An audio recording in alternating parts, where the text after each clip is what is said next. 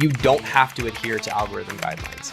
I would just make kind of like stupid videos when that was still kind of the status quo. But yeah, we Twitch stream, we do like live debate, discuss the news, all about, just things going on around them. You're incentivizing companies to build their, supply chain around reducing emissions so they don't have to pay a tax or buy another permit. Have more trust that while doing that, you will reach the long-term goal meant for you. But I think I expanded on it just enough where it gave people like a little bit of a taste of what it could be like to like critically think a little bit more about these things. Everyone really gets their start from a little bit of luck.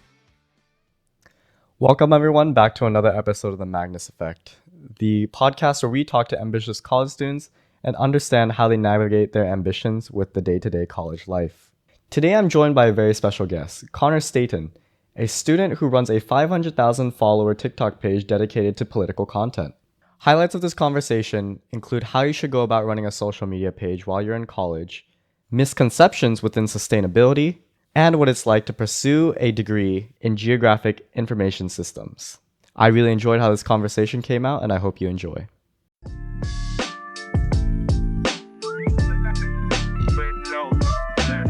Welcome, Conor. Thank you. I'm happy to be here. That's great. So tell me, what's your major? How'd you get into it? Yeah, so I'm a junior and I'm studying conservation and natural resources, and then I'm doing a minor in Geographic information systems. Whoa, that was intense. It was a big word. Tell me about each one. Yeah, so Geographic information systems, I think a lot of people know what this is, even if they don't. You think of bus transportation, you think of public transportation, the way that cities are laid out, all of that involves GIS in some way or form. And a good way I like to explain GIS is if you were a city planner or just any sort of politician and you need to decide where to put a certain service, say a wind farm for renewable power, what conditions would a wind farm require and how would you choose for those conditions? So like for a wind farm, you need to have a location that has a certain mile per hour of winds. You need a location that's flat enough to do construction. You need an area that's connected to transmission lines. You need an area that's relatively accessible via a roadway for like maintenance. And using GIS, you can overlay all of that information onto a map and then through a series of functions, choose for a location that meets all the criteria for a certain service. That sounds super futuristic. I mean, It sounds like a lot of like research condensed to like one kind of visual. Am I thinking about that That's correctly? accurate. Yeah, like a lot of the branches of GIS is obviously data collection. So the methods to say get average wind speed in a given location is obviously very complex. So like kind of what we're doing and with my coursework is the very kind of like, it's not surface level. It's just kind of like taking everything everyone's done and then visualizing it and telling stories with it. But even when like we have access to data layers that show like solar radiation at any given 2x2 square foot on campus, or like there's also data on like fire risk based on the vegetation in a given area. That was done by hand or via remote sensing. So there's a lot of work that goes into the data collection side along with like the visualizations as well. Right. Have you kind of applied this anywhere in your life? Like I'm sure there's like tons of different things you can use this for, right? Especially if you're working in, like you said, transportation. Or trying to build like wind turbines. There you go. Yeah. So what have you done with this information kind of? Have you worked on anything at all? Yeah, so obviously in my classes, we have a bunch of labs, some of which I've deleted from my memory. But for one class, myself and a classmate, we designed a suitability analysis for proposed affordable housing units. So based on 6 criteria, each criteria being worth 10 points, we basically ranked these 6 like real in progress affordable housing developments based on environmental conditions, transportation conditions, safety, opportunity. So for example, like in the opportunity category, we had access to data layers that showed the locations of entry-level jobs. We had access to data showing all the locations of like recreation facilities or job training facilities. And based on the proposed affordable housing units and their proximity to those services, through a function, we basically gave each of these proposed housing units a score out of 10 for each of these like 6 categories. That's wild. And what was like the ending result? Did you present this anywhere or? Yeah, so we got asked to present to the SF Housing Board. And the experience was cool. We got grilled, to be honest, because there are other research groups with basically just more computing power, better methodology to basically come to the similar conclusion as us. But with that being said, I think that even though our work was a little bit more beginner than a lot of like the resources they usually reference, oftentimes the difference between like a good suitability and a bad suitability can be just one data layer. So I remember, I forget exactly what it was. I think it was something in relation to the opportunity category, but like they hadn't considered it. And so I think like our presentation maybe resulted in like one recommendation to another creator of a suitability map. So maybe that's like what we did, but at this, they thought it was like at least interesting. Where did the project fall short? Like, what were the kind of mistakes that they pointed out? Yeah, so like for example, in the environmental category, like we were ranking locations on proximity to like hiking trails, proximity to green spaces, and one of our categories was how many trees are in a 200-foot radius of the development. What? Just because like, I mean, when you're around trees, it's almost like a mental health factor. So that's like one of the, Really? yeah. So I mean, like that's literally what we're considering when we're doing these suitability maps. I mean, like obviously in areas with different socioeconomic conditions, like there's differences in green space and access to hiking trails, and those are things that obviously it's maybe you don't realize when you're in and around those things, the value that they have. But like for example, in our data layer, I originally only used a data layer that counted street trees, and like I had to do this like coordinate transmission. Basically, I lost all the trees that didn't line streets.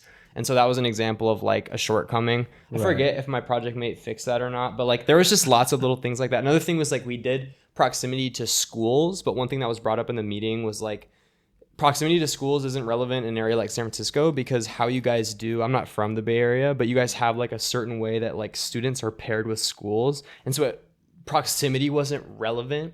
It was more so who, and I think it was an auction system, like kids were bused depending on what school they got auctioned into. So there's just like little things like where our scoring like wouldn't be applicable. But I think that's what's cool. Like one of the parts of our assignment, because this was for a class, we did like agree. We're like, okay, this is for a class, but like this is also like we basically decided to go above and beyond for kind of our own personal sakes.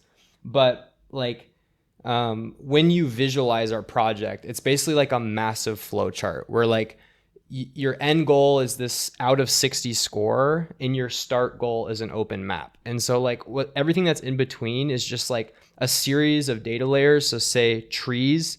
So like it'll be like a map, you'll put trees on a map, you'll buffer like a 200-meter polygon around all of the construction sites. Then you'll summarize all the points inside that polygon. Then you'll run it through a function that says like, if there's 50 trees, give this location 2 points. And then at the very end, it's like gives you that score. And the difference between our analysis and like people who are more equipped is like their flow chart's like 20 times as big, right? And like for every little decision they make on that flow chart, they write like a paragraph explaining why it is. And we didn't necessarily do that. We did a lot of like intuition stuff. Like trees are good, but like we didn't really have like a mental health statistic to like put to that number. Right. You know what I mean? So I feel like you're taking in a lot of factors that is hard to kind of quantize. Like, you know, you're explaining all these different things to me, and I'm sure you really know your stuff, but I'm curious, like, what if I told you I maybe don't even know my stuff that well? It's actually very intuitive. Like, obviously, like we did go through a lot of like trial and error, and it did take a long time. But genuinely speaking, I feel like this is all just a result of like a semester long course.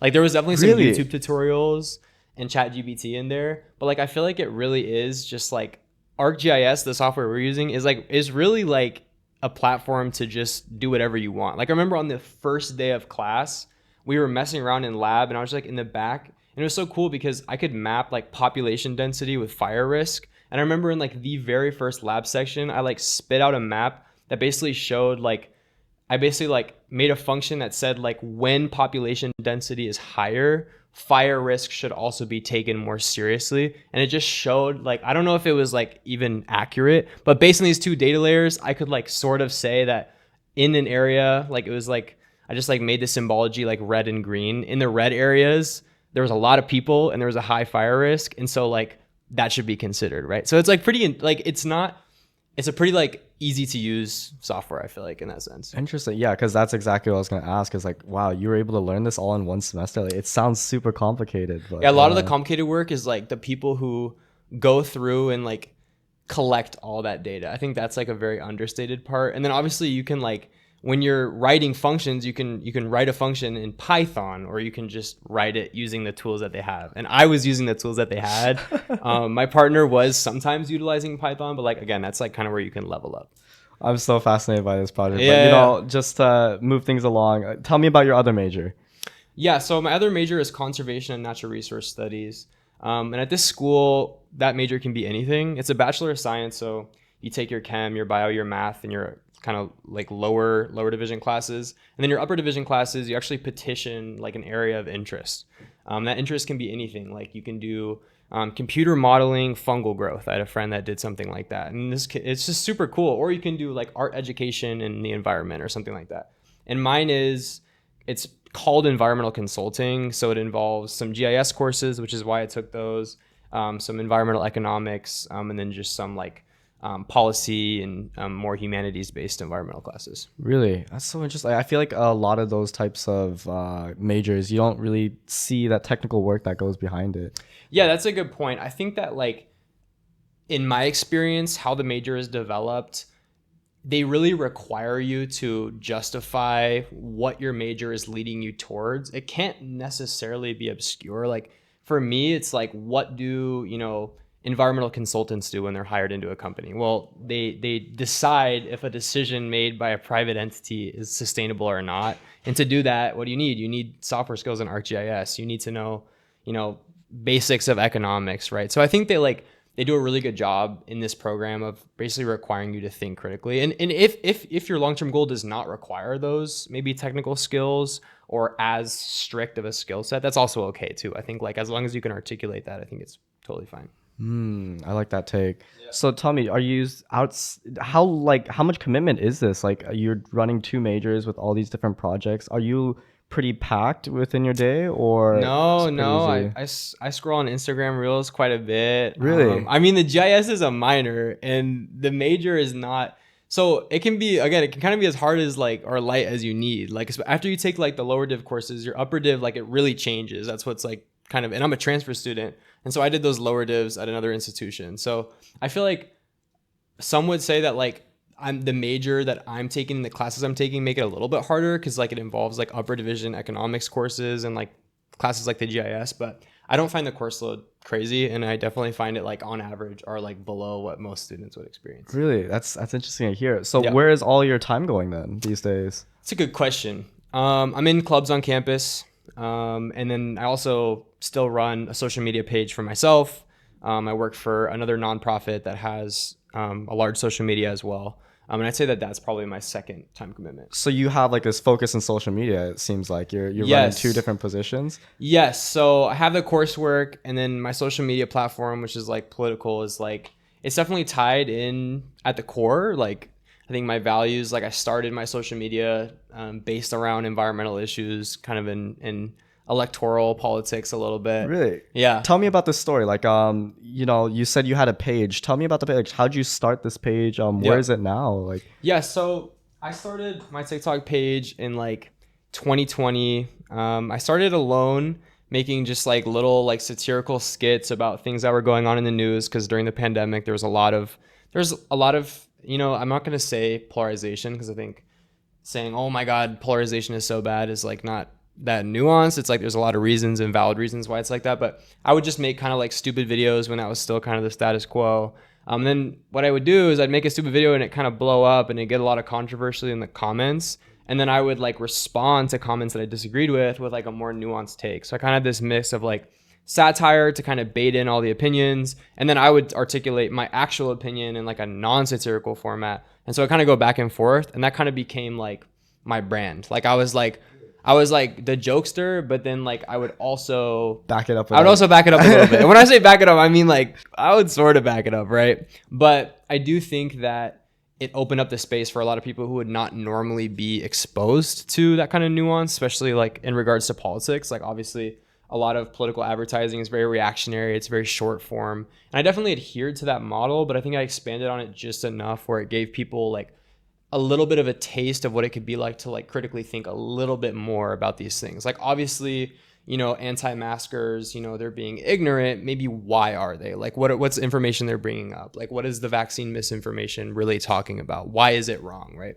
Do you ever bring up sources, or is this just like huge hot takes that you're taking within like the political spectrum? Yeah, I think all my technical videos, it was always green screen. So I would always like have like a research paper or something that I'd be referencing. I think that's also a hobby of mine. I feel like when I'm trying to research something, I think like just kind of reading through articles and just being able to share what I'm finding was always very rewarding for me as well. So I think that like even when I was making videos and green screening sources, like I think it was also a learning process for myself and kind of like building out my opinions, because when I was like on my social media, I think that like a lot of people's platforms, maybe it's gaming, maybe it's like a really specific part of their life. But I think for me, I really was just yapping. Really? And so like, I feel like when I would like make a video, I really would be representing myself in the sense where like they were my actual opinions. It's how I approached and thought about things. And so I think that did force me to be more meticulous about how I arrived at those conclusions, just because obviously, you know, people are going to hate and they're going to disagree. So I'm surprised. I feel like on those types of pages where you're kind of expressing very controversial opinions, I'm sure that not only one, will you get more eyeballs and like listeners to your content, but I feel like you'd also get a lot of people that are trying to harass you, dox you. Have you had any experiences on that or at all? oh yeah, Or? yeah. No, it's so funny. Like so first of all, I want to say that I'm very privileged with how much hate I got. I feel like the waves of hate I got were like so like they weren't as real to me, I feel like, as some people like literally get like bullied off a platform. I don't feel like I was never getting like ratioed or anything. And I feel like the reason for that was how I was presenting, like not like a you know, a frat guy, but I definitely like didn't. I kind of like, because I would mix in these like funny videos, I feel like I had like a slightly different profile. Like it wasn't as easy as a dunk because I was like sort of like, I think I'm also the same demographic as a lot of like the people who are like dumbasses in my comments. So it's kind of this like, it wasn't a double agent situation. I think I just had like walls up that I'm thankful for. But I did get doxxed. People did just like, there was like this one scheme where this person like AI generated like where I usually filmed my videos. What? And then Oh. like and then like zoomed out and it was on a map and it was like 2 blocks from my house. No And it way. got like over 250,000 views. And then they like dropped my parents' salaries. They dropped the housing price like of the house I That's lived wild. in. Bro, I remember when it happened, I was like, LMAO, like this information's wrong, and it was just right. It was like That's fully so right, and they did it to a crazy. bunch of people like in my kind of creator space. Right. And I don't know, I should have taken that seriously. I think I was young enough where I actually found that very funny. I don't know, but yeah, that's kind of like naivety. my take on it. Yeah. Oh, that's so funny. Yeah. So what about so what have you kind of learned from growing this platform? Like what are like the tips you can give on like a creator who might want to be like growing their platform? Do you have any at all? Yeah, that's a really good question. I think my advice, I think first of all is like, that advice depends on what content you make, right? Like if you're a singer and you're an artist and you're sharing what you want and you're getting a bunch of hate, I think 100% push through. If you think your stuff is good, you just need to find your demographic. Like people, you know, they get attention from hating. What I will say and self-condemn is that like when you get hate, when you have a platform like me, who's like trying to speak on social issues and share their opinion, it is important for you to really consider the criticism you get. For example, if I say something and I'm speaking for a group and they think that's ignorant, then I take the video down, because it's like, I'm not going to like push through because I know what I'm making is good. Generally speaking, unless someone's a troll, if they don't like my content for a reason that's not like, oh, I have a different perspective, but instead like this is ignorant, I actually do always consider that. And I think that has made content creation harder as I've gotten older, because I think my standards have been higher. Like I can post a video and it can even be performing well, but if I get 1 or 2 comments along the same track, like I think this is slightly tone deaf because, and I actually agree, I will just take down the video. And like I feel like it's been stressful, and it was stressful when I was going through that transformation of like, holy crap, like I can post something, it can do well, and I can be wrong. But I think like it's also given me a lot of peace that like, and I think it's also built a better reputation for myself among people who generally agree with me. Have you kind of figured out who your audience is? Like how would you define that? I feel like that's something that a lot of people struggle with. That's an interesting question. So in all honesty, when I first started, I definitely had a mix of people who were just a victim of like all of the polarization in the media, and they were like, oh my goodness, there are so many people who are, you know, anti-science, racist, blah blah blah, and this is a person. And there was also a mix of like, not thirst trap, but like a little bit on that, like, you know, Hassan Piker. I feel like that. No, who is this guy? He's just a really popular like leftist Twitch streamer, and I think his fandom is like, it's quite objectifying, right? Like, he's like obviously knows his stuff, he's a smart guy, but he does just get thirsted after, and that's kind of like a combo of his content. And I will say that like that definitely happened. Like, there was definitely like a demographic of people who like, it was like a mix of like, I agree with like slash like, I don't know, like it was a little bit of like a cult, you know what I mean, in the beginning. But now I think that like, as I've like gotten involved with like other spaces that do things on a larger scale, and just kind of almost taken like a back step from like being a TikToker instead of just posting on TikTok, which is what I do now. I feel like I'm not a TikToker. I just every once in a while I'll post on TikTok, and I'm very thankful that like I can still get traction. I think that it has been much nicer that way. Did you always just stay on TikTok? Are you also on like shorts or reels? That's a good question too. So in the beginning, we moved to Twitch. We had like a group of creators, and Twitch was super fun, honestly. We never monetized. This is another funny thing, is like when I was younger, we did not monetize anything, which is, it's not frustrating because I don't think that a lot of it was like appropriate to be monetized, but there were aspects of it. Like, I had another account where I like posted like vlogs and stuff like that. But yeah, we Twitch stream, we do like live debates, we'd like discuss the news. We were just, this was in high school. This was high school. Yeah, this was senior year, and that was, honestly, I like have a lot of fond memories. We'd play like little games, and a lot of people like. I think the only downside of Twitch was like a lot of people like entered like, I think it was parasocial relationships with us. Like, they would literally like think they knew who we were, and like they would talk about us as if we're the friends. I mean, you see that happening with other people. But I remember when it first happened, it's like, oh, it seems funny. Like, they're in chat talking about you. Like, but then like sometimes I like bump into someone who recognized me from a video, and they would speak to me as if we were like fully friends. And I remember I had some like misses where I was like, wait a second, like I feel like this like that's a little weird. Like, I don't know you. Like, this is like super nice to meet you. I'm like, thank you for watching, but like, you, just because like you watch me through a screen, like talk and be myself in my room, like I don't really know who you are, right? And so that was like, I think that was also a moment where I was like, this is cringe, right? This is cringe. Like, I need to like post on TikTok and not be a TikToker, you know what I mean? So yeah. Man, that's so funny. Wait, who was coming to watch some high schoolers talk about politics? I feel Dude, like that's what I still can't fathom. But we would average like over 2,500 viewers. You're kidding? Yes. What? So like I feel like we popped off. To be honest, I think it was just like people who were like, I don't know, they were our age. It was quarantine, so I think it was a different time for viewership. I think people like definitely needed those communities. I think that's why we saw Twitch take off. It's weird though, because Twitch still has a hold. So there's definitely like a little bit of like, you know, the world has reopened and people obviously still need those spaces. That's a whole other conversation. But I do think that quarantine played a big part in people kind of like gravitating towards us and just kind of like finding community. I think people entered communities with more oomph over quarantine. So I think that's kind of like why that was how it was. Something I find a lot about creators is that they kind of pose on like a personality to like almost impress their audience. Do you think the person that you come across in your content is like really you, or do you think it's like a personality that you put on? That's a great question. I think like I would be lying if I said that like I put on no personality in my videos. I think like what I will say though is I think that the differences between myself off the screen and on the screen are due to me just having to be like, everyone changes how they speak when they're speaking to hundreds of thousands of people.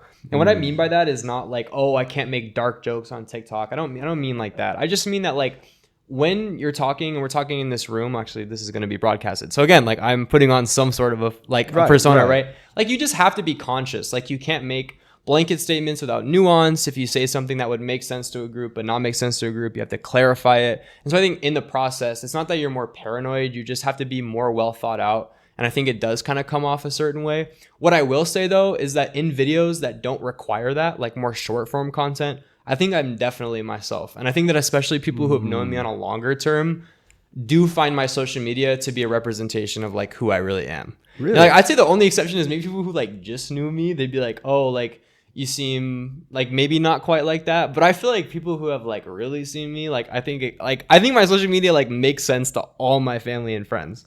And like that makes me like happy. Like I'm glad that that's the case, right? That's so interesting. So you mentioned earlier that you like you also do like content for other brands. Like how are you able to like navigate what to do for those brands when it's like not necessarily like just you know? Yeah, that's a great question. So I work for a nonprofit called Gen Z for Change. And I do make content for them sometimes. They have a TikTok page, they have other social medias. But for them, I've just known a lot of the creators within that make up the board of Gen Z for Change through, you know, past like campaigns and whatnot. Their founder was like a TikTok creator just like myself, kind of in the same genre. And now it's grown to like amazing heights, like not really to my not really into my involvement. Like this, it kind of grew when I was actually taking a step back from social media. Like the TikTok page, like we do like digital marketing campaigns for, you know, socially good organizations, like whether it's like a branch of, you know, Bill Gates or it's like a political candidate. And I'm just responsible for basically like thinking about what content would do well, how do you message on TikTok, and it really gets down to like, you know, what words do you start with, you know, like how close should you be to the camera? Like these are all things that are extremely important when you're making TikTok videos. Yeah, it's all like down to a science. It's super down to science. I think it's also different than YouTube content. So this is actually really interesting, like how you get algorithms to work, right? Because no one really has it figured out. And I think that especially when you're speaking on political issues, there's an immense amount of censorship, even if it's not outwardly facing. Not to sound like a conspiracy theorist, but there is correlations using keywords with lower viewership.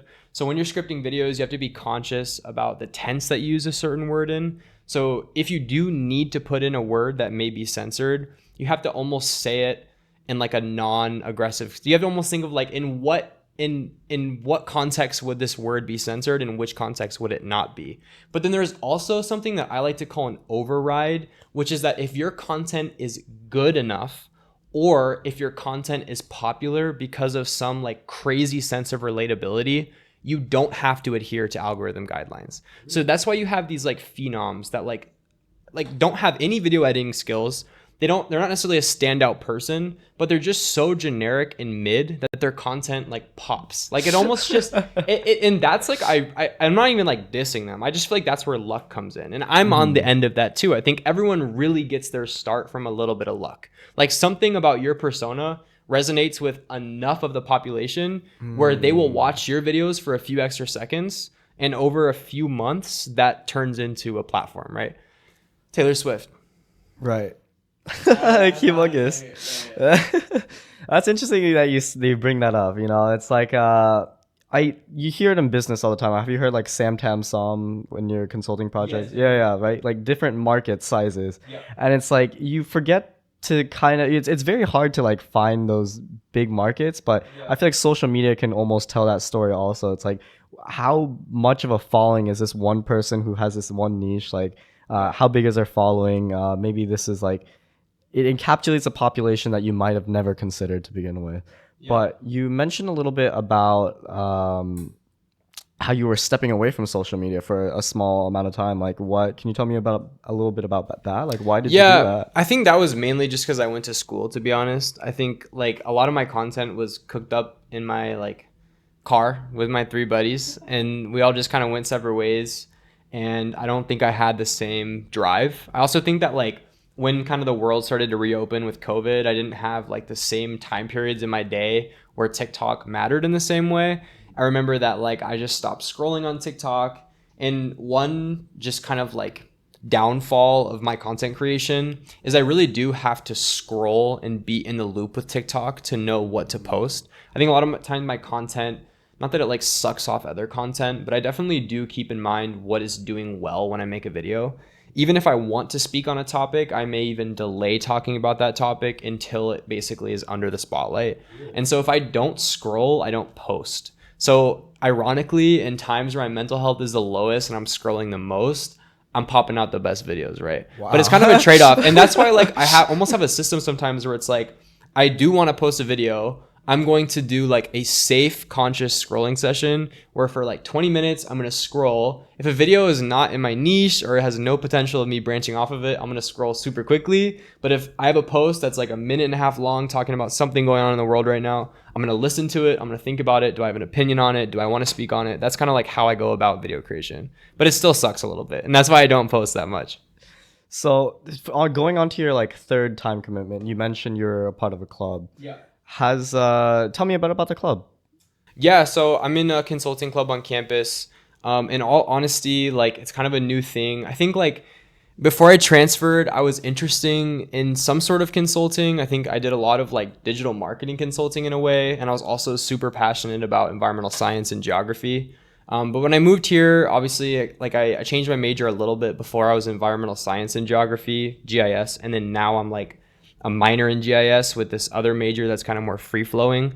And so through the incorporation of just some more like business focused classes, and just kind of with my experience, like, I don't know, I feel like social media, like it sounds a little corny, but like I feel like a lot of the stuff I did does correlate with like, I don't know, like data driven decisions in a way. Like obviously videos are sometimes shit posts, but a lot of times there is a method to the madness. Like I think like people underestimate the time commitment of like a consistent creator. Like a lot of times I was in the analytics, I would jot down notes or like, why did this video do well? And now TikTok's come out with a bunch of other analytic tools, but I think it did really, not just through the content creation, but also receiving so much feedback and having to make good videos about like nuanced real topics. I think it did just like, it made me sharp in the sense where like I had to be right. Like when I like posted a video and it got 500,000 views, like that shit better be good, right? And like my downfall is every video that does well, there's like a 2-second part or word that I say that's not quite right. Like I said it in the wrong way. And that kills me. Like Really? I still sometimes will rewatch an old video I post and I'm like, I know this video did well, but if I said that one sentence better, another 200,000 views. And that's like how it is. Like it just, and I feel like I think about that a lot when I go through my day-to-day life, right? So I feel like it definitely like, not to be some like David Goggins, but like it definitely like it forces you to be a little bit more sharp when you're like providing something. And I think that's kind of like what led to like taking my interest in environmental studies and like wanting to put it into more of like a client facing mate. Like let's help you like solve this problem. You know what I mean? So Yeah, I mean that's exactly where I was gonna kind of go into. I was gonna ask you like how, it really sounds like from your experiences, because you're going into these analytics, because you're being so conscious about everything you do, I'd assume that you'd be an extremely good talker, extremely like entertaining guy in like in these groups of people. Is that like a kind of accurate reflection? Like, has it helped you communicate? are you asking me if I'm connect with, cool? like, If I'm cool? like, yeah, like do you think that you can give credit to almost these behaviors to where you are socially now? That's an interesting question. To be 100% honest, I feel like I'm a little bit of a goofball. Like I think that like even when I came in here and like I don't know, I think that like I'm a clown and I make a lot of jokes, right? And I think like sometimes that is very correlated with my social media, but I think the point I want to make is that a lot of that's like not. Like I've like always been like that, and I feel like that's kind of what you need to be, like a little stupid to make a social media, right? And I think like so I think yes, I think it's giving me a lot of confidence to speak. Obviously, I really like public speaking. I like talking about things, because I have to talk about things. You know what I mean? Like when I have an opinion and I'm like talking about it online, it's not like I'm talking to my parents or my friend. Like I have to like refine it and make it sharp and make it ready to be heard by thousands of people. And so like a lot of times like in consulting and like kind of like client relations, it's like you have to frame things in a way that like your client will understand, and like you have to frame things in a way that coincides with their needs and their wants. And I feel like that process is like very easy for me to understand. It's like we're not just going to give them this like what if like what does this mean, like and what, like we're going to give you this, I know that you're interested in this, so we're also going to mention this. And I feel like that's definitely made me like somewhat of a professional yapper, you know what I mean? Like I definitely do like to talk, and I definitely like do fluff a lot. Like sometimes like I will catch myself saying absolutely nothing, and that's also a result of social media. So it's kind of like a double-edged sword. So to answer your question, I'm definitely a clown. It definitely coincides with my social media. It's definitely helped, but it's also just like kind of who I was before. So I don't know. It's just like kind of like put like maybe a bold font on everything that I was before.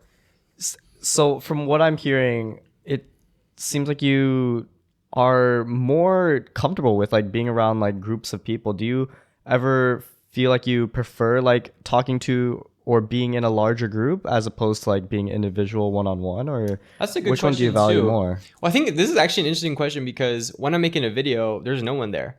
So I think like even though I'm like speaking to like a hypothetically large group of people, not only do I not know if that video is going to reach a large group of people, but like I'm also just like in my car or in my room. And so I think I do actually get more phased than I would expect when I'm speaking to a group. I think I get in my flow like everybody does, but I still would say that I prefer one-on-one conversations. One-on-one conversations. Do you have like these people in your life, just like people you go up to, talk about your opinions, they throw whatever opinion they have and you guys just clash it out? Or Yeah, I think my girlfriend a lot. I think your we definitely girlfriend? talk. Like, I definitely like yap a lot. Um, Other than that, it's this is like I'm not trying to be Jaden Williams, with that like famous like kids like need to worry about the socioeconomic of the world. But No, there's not a lot of space, right, for like nuanced conversations. Like it happens, right? Like right. maybe I feel like it happens sometimes, but I just don't. I a lot of times don't feel like it's appropriate to like really get into something. You know what I mean?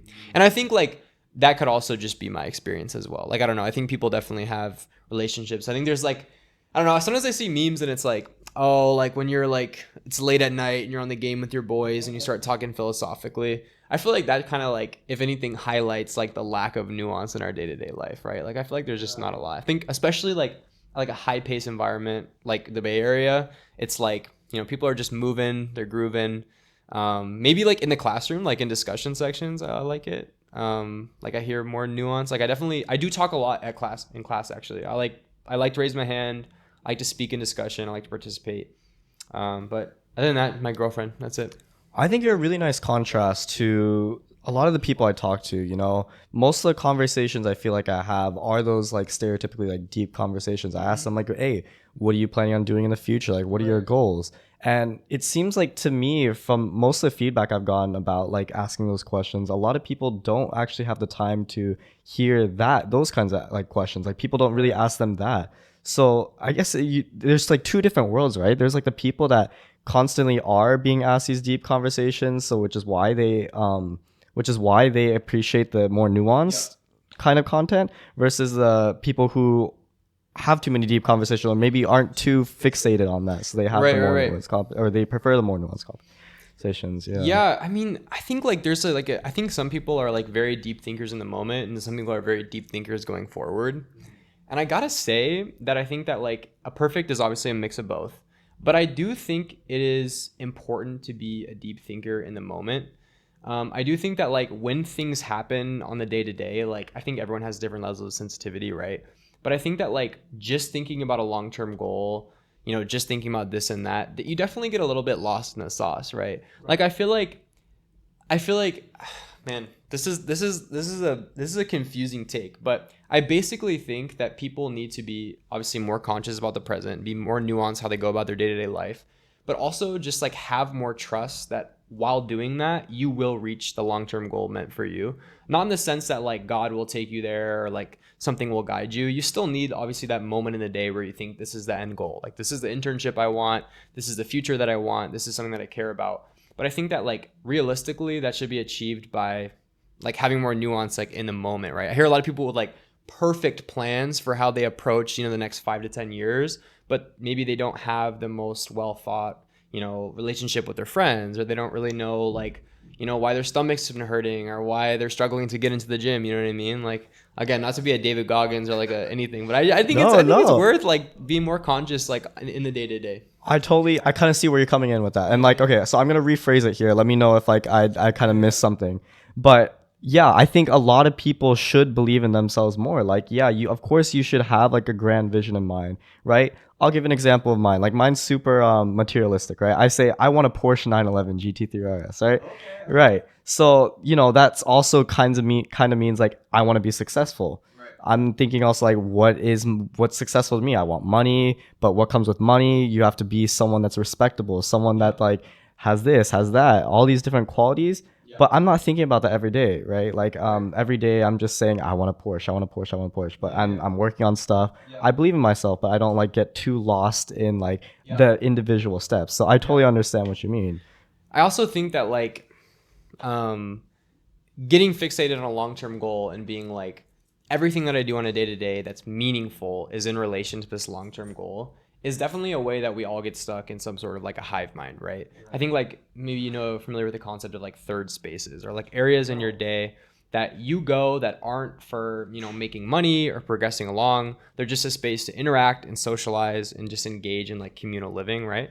And so I think like it's super important like that you realize the value of like really living to like your own desires and fullness on a day to day, or else like nothing leading up to that long-term goal is, you don't really have like control over it. And now I'm just talking about capitalism, right? Like if you want to be, you want to like serve in this corporate position and everything you do for 15 years leads up to that moment, like who were you in those 15 years, right? Like what did you really gain from that? Maybe you learned work ethic, you learned analytical skills, you learn discipline. But I think there's also just like, I think the lack of nuance that I'm trying to articulate on is most definitely a result of that kind of like grind set culture. And I think to add my layer to that, which is obviously it's a common opinion, you shouldn't be, locked in all the time. You should also enjoy. I think that you can like it's not that you're like lazing off. It's not like you're like smoking a joint midday. That's not what I'm advocating for. I'm just advocating for like, is it, more worth like going on a run, or like getting a good meal at this point? You know what I mean? I think there's just like, I think it's just worth thinking about things. Or I think a lot of times I see people disassociate from like politics or like day to day. And I think like there's a lot of privilege associated with like saying like, I don't care about politics. I don't care about my life. And there's also a lot of like truth to that. But I think like part of, getting disconnected and like lacking nuance on a lot of things and having a lot of opinions is just stepping away from those long-term goals for a little bit longer on the day-to-day. So to that's an example of when I'm yapping, because I don't even know what the hell I've said for the last 10 minutes. But my point is that like, I think that people should be more thoughtful about, just things going on around them. You know what I mean? Even if they can't really comprehend exactly how it affects them. Think, but don't overthink, right? Yeah. So almost. Yeah. Very nice. So I guess the transition to that would be like, what's your long-term goal? What's my long-term goal? Right now, like, yeah. Yeah, so I feel like I do have a pretty specific long-term goal. I think I definitely want to work in kind of like the ESG space. One thing I've been very interested in lately is carbon accounting. Obviously, in the next like 5 to 10 years, there's going to be a lot of legislative shifts that require companies to report on their carbon footprint, which is obviously very complicated. Like, you have the carbon footprint of like cars and utilities, but then you also have like a life cycle analysis of like a product. Like if you're a food store, you have your gas stoves, you have your employees who drive back and forth to your business, but you also have, a hamburger bun, which is, trucked from a manufacturing facility, which is trucked from a farm, which needs a bunch of water and a bunch of labor. And so I actually think that that's like on the climate horizon, that's like the big thing. Like, you've maybe heard of like cap and trade systems or a carbon tax. I haven't heard of that, no. Cap and trade. So like there's like two modes that like politicians look when they're trying to reduce emissions. They look at a carbon tax, which is like just a price per carbon, per kilogram of carbon or per unit of pollution. And then there's also a cap and trade system, which in a vacuum, the two can be seen as equal, but depending on a few things, which I'll get into, they can be different. So like a cap and trade system, instead of taxing businesses on carbon until it's more worth it to them to reduce their carbon than pay the tax, a cap and trade doesn't worry about taxing per unit. They just put a ceiling on it. So they say like this region, say San Francisco, can emit X kilograms of carbon, and then we're going to give each business in San Francisco a fraction of that, and it's going to be a permit. And businesses, if they're privileged to do so, can sell and exchange their permits like currency. That's why it's called cap and trade. So they cap the carbon, and then you trade the permits within the system. Like the right to like yes. emit, right? Yes. But what people fail to realize is that obviously sounds like a sick system, right? Like you're basically you're incentivizing companies to build their supply chain around reducing emissions, so they don't have to pay a tax or buy another permit. But what's failed to understand is that we actually have a really hard time quantifying carbon emissions. Basically saying like someone has to choose the number on that carbon cap and trade system. How do you go about choosing that number? You basically have to understand the current carbon footprint of all these businesses, which includes tracking back every product and service they interact with to its natural core, right? And that's super hard. And so like I'd imagine so. yeah. So like the success of those systems, like what you price carbon at, what you put that cap on, is dependent on like meticulous methodology and tracking carbon emissions. And that's something that I'm interested in doing, like for a consultancy firm, is like helping companies go about doing that, like engaging their supply chain to be able to report. So like if it's Starbucks, for example, Starbucks is so bad, but it's like Starbucks, like really? It's so funny because like Starbucks, like it's like, well, not only with, you know, the boycott going on right now, but like their sustainability initiatives, it's like, oh, we're gonna use like paper straws. It's like if you look at like the carbon footprint of all the paper straws Starbucks uses, it's like a fraction of the carbon footprint of like the dairy and coffee they use. And so really, if Starbucks wants to become net zero, they'll either offset it, which I don't like for other reasons, but I won't talk about that, or they will basically invest in the dairy industry and pay their farms to use less CO2. You can decarbonize dairy by using like basically farm space more efficient. You can get updated machinery on dairy farms to reduce emissions. You can feed cows like a higher quality feed that will reduce how much they fart and hence their methane emissions. So basically like that's like an advantage of like this carbon accounting, because like you can really pinpoint like, oh, you want to reduce your emissions? Like this is how you do it, right? Right. But, you know, why would you do that when you could just sell the illusion, right? Just say like, yeah, hey, exactly. You know, it's just we're replacing greenwashing, our right? lids and we're putting a little hay straw in there so you don't have to worry about the turtles. Yeah, exactly. It's like obviously like it's not that like I don't think like paper straws are good, right? But I also think it's very funny like how so many people like there's like layers to this, right? Because I see like these memes online about like they're like, oh, like I you know, like I'm a liberal, but I need a plastic straw. These paper straws disintegrate. It's like cool, like sure, I'm a sure, like I'm on the left as well, but what if I told you that like it's one thing to meme plastic straws being better than paper straws, another thing to say that like the whole debate over straws is like you're basically like you're adding to the illusion, right? It's like ironic on ironic, right? Like they're saying it's ironic that I prefer plastic straws over paper straws. And then we're over here saying it's ironic that you think that choosing between these straws has anything to do with the carbon. I don't know. That's so funny. Up, yeah. Do you think like how do you even approach this problem? Because yeah, like you said, like businesses, like there should be no. I feel like they wouldn't have much incentive other than the goodness of their heart and the perspective that they have from other people. Yeah, that's a big question, right? So I think like what I like to say is, I think like in our system, man, like there's so much room for shadiness and exploitation that a lot of my hope right now does reside in kind of research and development. So someone to basically develop these cost-effective renewable solutions, because I think what will continue to hold us back unless we have some like major political shift, aka revolution, is for it to be cheaper for a company to rely on renewables than use fossil fuels, or for there to be some like legal framework involved where so like a big thing right now is like extreme climate events and climate change is a massive fiscal liability. Like with a high level of confidence across like a lot of different fields, we can conclude that extreme climate events will cost us billions and billions of dollars. It'll cost us more than it will cost to transition. And it's like, oh, well, obviously don't businessmen make decisions based on, you know, money? Well, they would if there was a proper way to distribute those disadvantages. So yes, that causes billions of dollars in damages, but it primarily hurts developing countries and marginalized communities.